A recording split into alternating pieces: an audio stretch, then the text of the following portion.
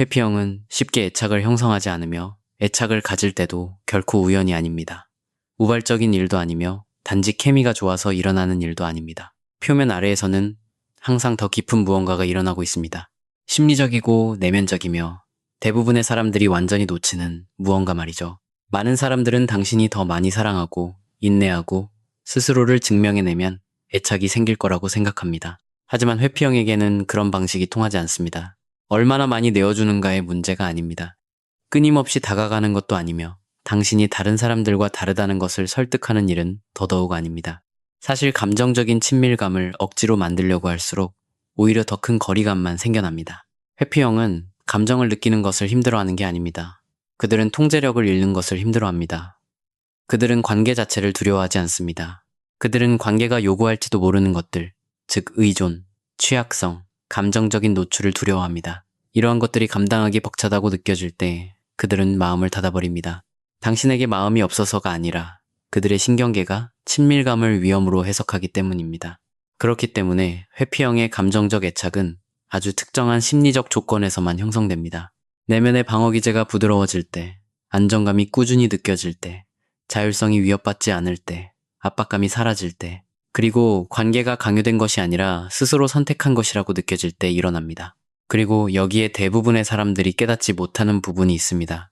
이 조건 중 단 하나라도 빠진다면 회피형은 여전히 당신 곁에 머물 수는 있습니다. 매일 연락을 주고받을 수도 있고 함께 시간을 보낼 수도 있으며 친밀하게 느껴지는 순간을 나눌 수도 있습니다.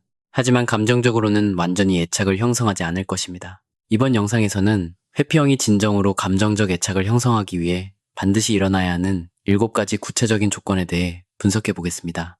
겉핥기식의 관심이나 일시적인 친밀감이 아닌 진짜 애착 말입니다.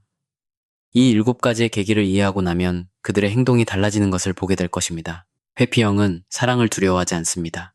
이것이 우리가 깨야 할 첫 번째 오해입니다. 그들은 연결되는 것도 두려워하지 않습니다. 그들이 두려워하는 것은 관계 안에서 통제력을 잃는 것입니다. 회피형에게 감정적인 친밀감은 예측할 수 없는 것으로 느껴질 수 있습니다. 자신을 갉아먹는 것처럼 느껴질 수도 있으며 그렇게 소모적이라고 느껴지는 모든 것은 그들의 안정감을 위협합니다. 대부분의 사람들은 관계에서 가까워질 때 따뜻함을 느낍니다. 하지만 회피형은 누군가 너무 빨리 다가온다고 느낄 때 그들의 신경계는 그것을 압박으로 받아들입니다. 마음이 없어서가 아니라 의존한다는 것 자체가 그들에게는 위험하게 느껴지기 때문입니다. 감정적인 의존은 기대를 의미하고 기대는 곧 책임을 의미합니다. 책임은 취약성을 의미하며 회피형에게 취약성이란 곧 위험과 같다고 뇌에 새겨져 있습니다. 따라서 그들은 관계 그 자체에서 도망치는 것이 아닙니다. 감정적으로 궁지에 몰리는 그 느낌에서 도망치는 것입니다. 회피형의 애착은 불안형이나 안정형 사람들과는 전혀 다른 방식으로 형성됩니다. 강렬함을 통해 자라나는 것이 아니라 안정감을 통해 자라납니다. 자율성이 존중받을 때, 여전히 자기 자신다움을 느낄 수 있을 때, 그리고 자신의 독립성이 관계 속으로 서서히 흡수되지 않는다고 느낄 때 자라납니다.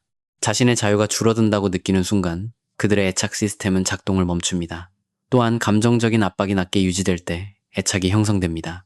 우리 관계가 어디로 가고 있는가에 대한 대화들, 묘한 최후 통첩들, 감정적인 테스트들, 이런 것들은 그들을 가까이 끌어당기는 것이 아니라 그들을 내면으로 숨게 만듭니다.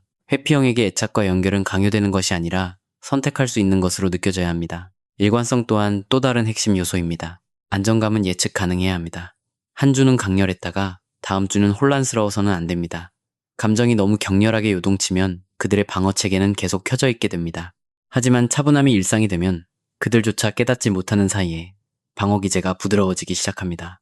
그리고 어쩌면 가장 중요한 것은 그들이 분석당한다고 느끼게 해서는 안 된다는 것입니다. 누군가 자신을 연구하거나 파헤치거나 심리적으로 구석에 몰아넣는다고 느끼는 순간 그들은 마음을 닫아버립니다. 회피형은 캐묻지 않고 이해해주는 사람, 꼬치꼬치 따지지 않고 지켜봐주는 사람에게 애착을 가집니다. 회피형의 애착은 조용합니다. 극적이지도 않고 요란한 고백도 아닙니다. 그것은 미묘한 보호 본능, 작은 충성심의 행동들, 그리고 굳이 말하지 않아도 느껴지는 일관성으로 나타납니다. 회피형의 애착을 가질 때 그것은 거의 자기 영역을 지키려는 본능과 같습니다. 요란하게 소유하려는 것이 아니라 침묵 속에서 지켜내려는 것입니다. 이 심리를 이해하지 못한다면 당신은 그 신호들을 완전히 놓치게 될 것입니다. 회피형이 감정적으로 애착을 갖기 위해 반드시 일어나야 하는 첫 번째 조건은 이것입니다. 그들은 시험당하는 것이 아니라 존중받는다고 느껴야 합니다. 누군가가 끊임없이 그들의 감정을 의심하고 행동을 분석하며 모든 침묵의 의미를 파헤치려 할 때 큰 차이가 발생합니다. 회피형은 이해받는다고 느끼지 않습니다. 그들은 발가벗겨졌다고 느낍니다. 그리고 안전이 보장되지 않은 노출은 거리두기를 유발합니다. 연구 대상이 되었다고 느낄수록 그들은 더욱 경계하게 됩니다. 회피형에게 존중이란 감정적인 산소와 같습니다. 그것은 당신이 그들의 속도를 믿어준다는 것을 의미합니다. 혼자만의 시간이 필요하다는 그들을 추궁하지 마세요. 모든 조용한 순간을 관계를 평가하는 시간으로 만들지 마세요. 즉각적으로 감정을 명확히 해달라고 요구하는 대신 그들이 내면에서 스스로 정리할 수 있도록 허락해주세요. 그들이 스스로를 고쳐야 할 프로젝트나 풀어야 할 퍼즐처럼 느끼는 순간 애착은 멈춰버립니다. 하지만 감정을 표현해야 한다는 압박 없이 있는 그대로 받아들여진다고 느낄 때 무언가가 변하기 시작합니다. 그들의 방어 기제가 더 이상 애써 작동할 필요가 없어집니다. 그리고 경계가 풀리면 애착이 자라날 공간이 생깁니다. 두 번째 조건은 훨씬 더 깊습니다. 회피형은 감정적으로 불완전해도 안전하다고 느껴야 합니다. 겉보기에 회피형은 종종 차분하고 통제력이 있으며 감정적으로 자립적인 것처럼 보입니다. 하지만 그 침착함의 이면에는 그들이 거의 입 밖으로 내지 않는 두려움이 있습니다. 좀처럼 인정하지 않는 의심들, 그리고 혼자서 감당하는 법을 배운 불안감들이 숨어 있습니다. 회피형이 비판받지 않고 혼란스러움을 인정할 수 있다고 느낄 때, 비난받지 않고 나도 내 감정을 모르겠다고 말할 수 있을 때, 나중에 약점으로 잡히지 않고 나약함을 보여줄 수 있을 때 바로 그때 진짜 애착이 형성되기 시작합니다. 취약성이란 그들에게 익숙한 영역이 아니기 때문입니다. 그것은 위험하게 느껴지고 발가벗겨지는 기분이 듭니다. 그래서 그들이 아주 조금이라도 그 발걸음을 내디뎠다면 그것은 엄청난 의미를 갖습니다. 그리고 여기에 대부분의 사람들이 놓치는 신호가 있습니다. 회피형이 취약한 모습을 보여주고 나서 곧바로 뒤로 물러나지 않는다면 애착이 쌓이고 있는 것입니다. 그들이 개인적인 이야기를 꺼내고도 사라지지 않고 일관된 모습을 보인다면 그것은 그 순간에 충분히 안전하다고 느꼈다는 뜻입니다.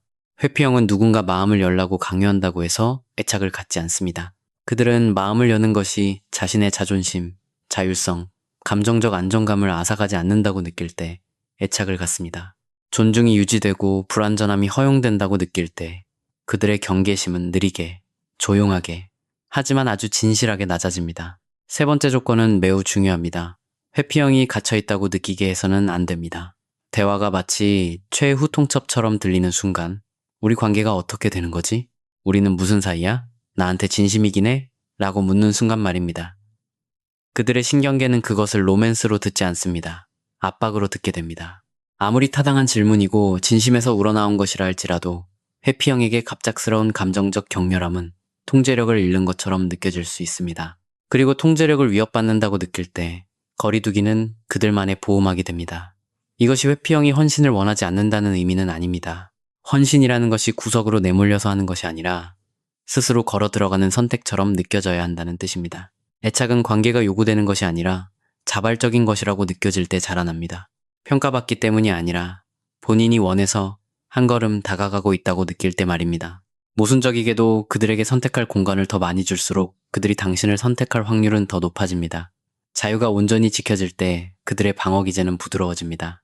재촉받지 않는다고 느낄 때 그들의 애착 시스템은 자연스럽게 켜질 시간을 갖게 됩니다. 회피형은 관계 안에서 자유가 살아남을 때 비로소 애착을 갖게 됩니다. 네 번째 조건은 감정의 평온함입니다. 극적인 상황들은 그 어떤 것보다도 빠르게 회피형의 애착을 죽입니다. 격렬한 감정의 기복, 즉각적인 반응으로 이어지는 논쟁, 끊임없는 갈등, 이런 것들은 그들의 신경계를 압도합니다. 감정이 빠르게 고조될 때 회피형은 스스로를 진정시키기 위해 마음을 닫아버리고 이렇게 마음을 닫는 일이 반복되면 서서히 당신과의 연결고리를 끊어냅니다. 하지만 감정적으로 안정된 상태가 느껴지면 다른 일들이 벌어집니다. 의견 충돌이 폭발적으로 번지지 않을 때, 감정이 비난 없이 표현될 때, 혼자만의 시간이 수동적 공격성으로 처벌받지 않을 때, 침묵이 배신으로 해석되지 않을 때, 비로소 그들은 마음을 놓기 시작합니다. 그리고 마음을 놓은 회피형이야말로 당신과 연결되는 회피형입니다.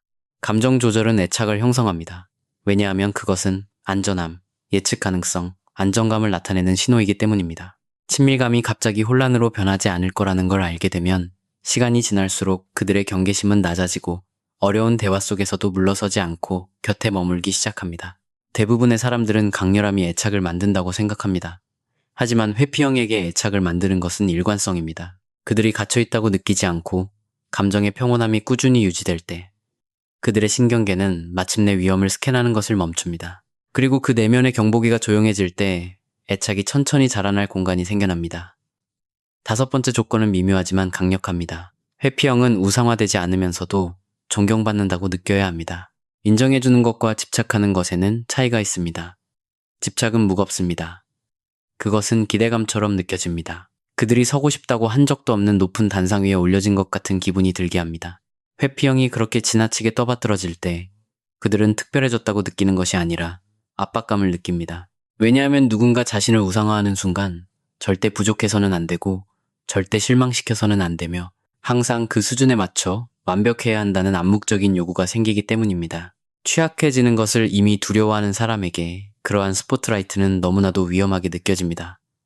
회피형은 강렬함에 애착을 갖지 않습니다. 그들은 현실적이고 단단한 존경심에 애착을 갖습니다. 과장된 칭찬 없이 그들의 생각, 결정, 규율, 독립성이 진정으로 존중받는다고 느낄 때 그들 내면에서 무언가가 변합니다. 그것은 안정적이고 진짜처럼 느껴집니다. 통제하거나 의존하려는 것처럼 느껴지지 않습니다.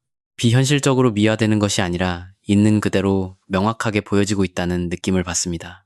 조용한 존경심은 감정적인 안전을 만들어냅니다. 그것은 내 모든 것이 되어달라는 뜻이 아니라 당신이란 사람 자체를 소중히 여긴다는 뜻이며 이 차이는 사람들이 생각하는 것보다 훨씬 더 중요합니다. 존경이 우상화로 변할 때 회피형은 무의식적으로 실망할 준비를 합니다. 그들은 결국 자신이 그 완벽한 이미지에 미치지 못할 것이라고 생각합니다. 그리고 그 추락을 기다리는 대신 일찌감치 거리를 두어버립니다. 하지만 인정해주는 것이 균형 잡혀 있다고 느낄 때, 과장하지 않고 자신의 장점을 알아준다고 느낄 때 그들은 편안해집니다. 그들은 기대감에 갇혀 있다고 느끼지 않습니다. 다른 사람의 감정적 안정까지 자신이 책임져야 한다고 느끼지 않습니다.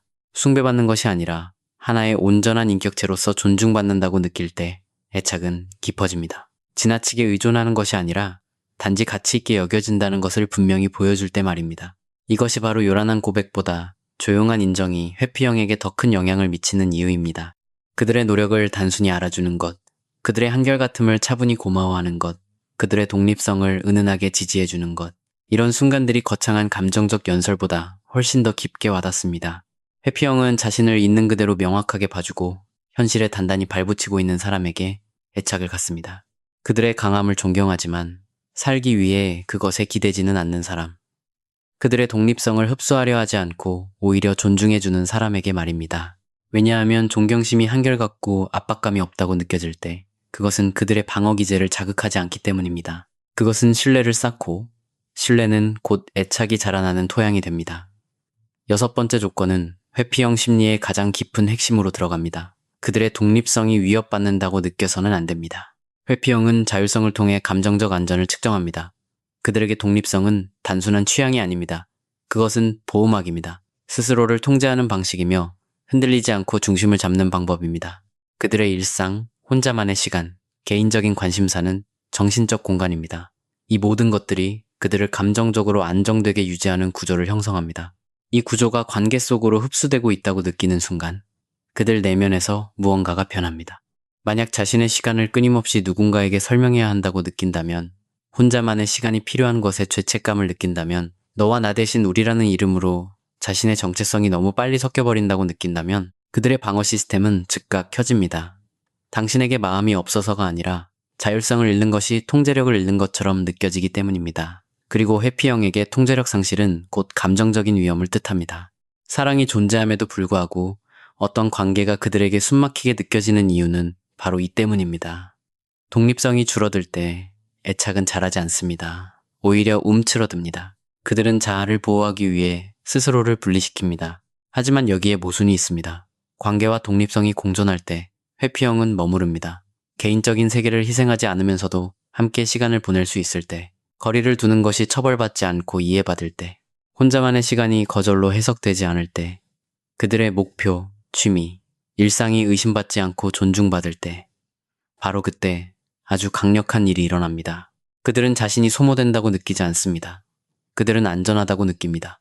그리고 이 안전함이야말로 회피형 애착의 토대입니다. 그들은 관계를 압박이 아닌 안정감과 연결짓기 시작합니다.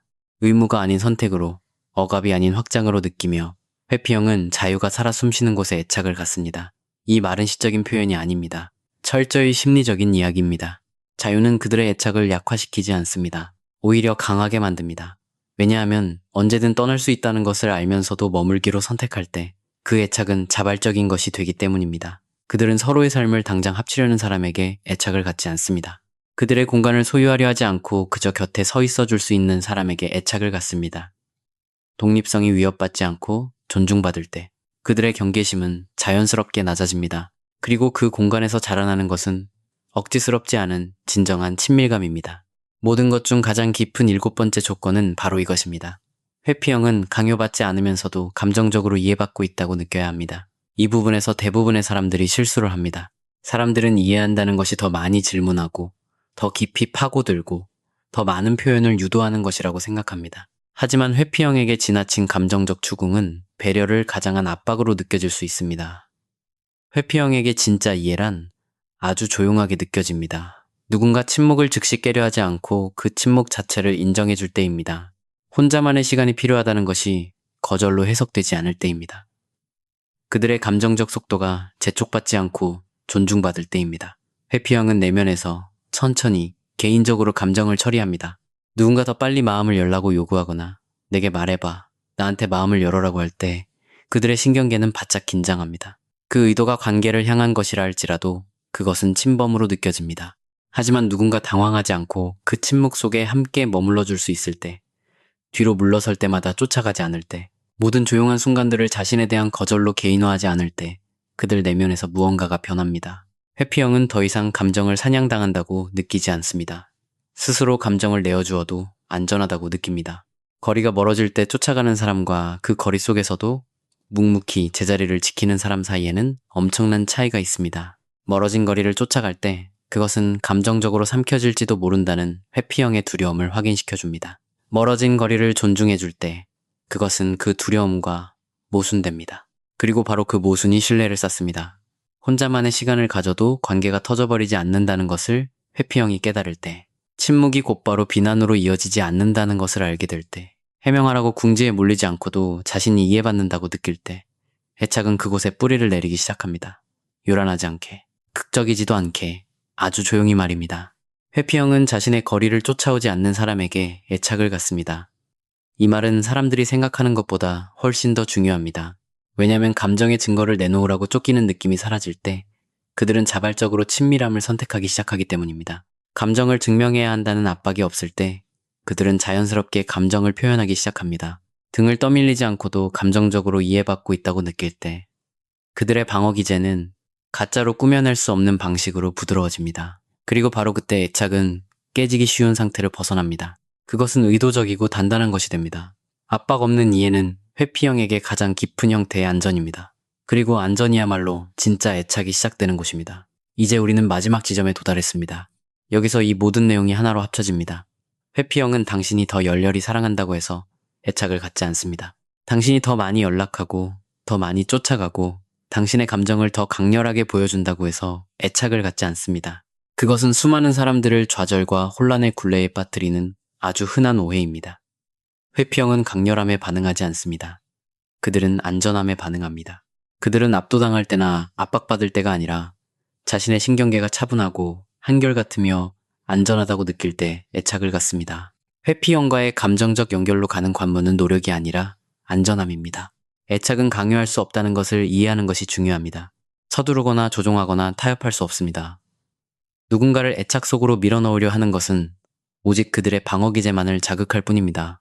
그것은 통제력을 잃고 갇히고 아직 준비되지 않은 기대를 충족시켜야 한다는 그들의 두려움을 확인시켜줍니다. 회피형은 아무 말도 하지 않을 때조차 이러한 신호들에 엄청나게 예민합니다. 당신이 그들에게 무언가를 느끼게 하려고 설득할수록 그들은 본능적으로 더 거리를 둡니다. 그렇기 때문에 당신이 가진 가장 강력한 무기는 더 많은 노력이 아닙니다. 그것은 관찰, 인내, 그리고 그들 스스로 경계를 풀 수 있을 만큼 충분히 안전하다고 느끼는 조건을 만들어주는 것입니다. 그렇다면 현실에서 그런 조건을 만든다는 것은 어떤 모습일까요? 그것은 원망 없이 그들의 공간을 존중해주는 것입니다. 억압적인 통제 없이 일관성을 보여주는 것입니다. 우상화 없이 존경해주는 것입니다. 당신이 곁에 머물면서도 그들의 독립성을 인정해주는 것입니다. 강요하지 않으면서 감정 표현을 허락해주는 것입니다. 그들이 거리를 둘 때 차분해지고, 그들이 확신하지 못할 때 인내하며, 그들의 방어 기제가 높아질 때 흔들리지 않고 중심을 잡는 것입니다. 이것들이 바로 천천히 그리고 조용히 신뢰와 애착을 만들어내는 보이지 않는 실타래입니다. 이러한 것들이 회피형으로 하여금 당신 곁에 머무는 것이 타협이 아니라 스스로의 선택이라고 느끼게 만듭니다. 그리고 마지막으로 드릴 조언이 있습니다. 만약 이 7가지 조건이 존재하지 않는다면 억지로 만들려고 하지 마세요. 논리적으로 따지거나 설득하거나 뒤쫓아가려 하지 마세요. 대신 관찰하세요. 패턴을 알아차리세요.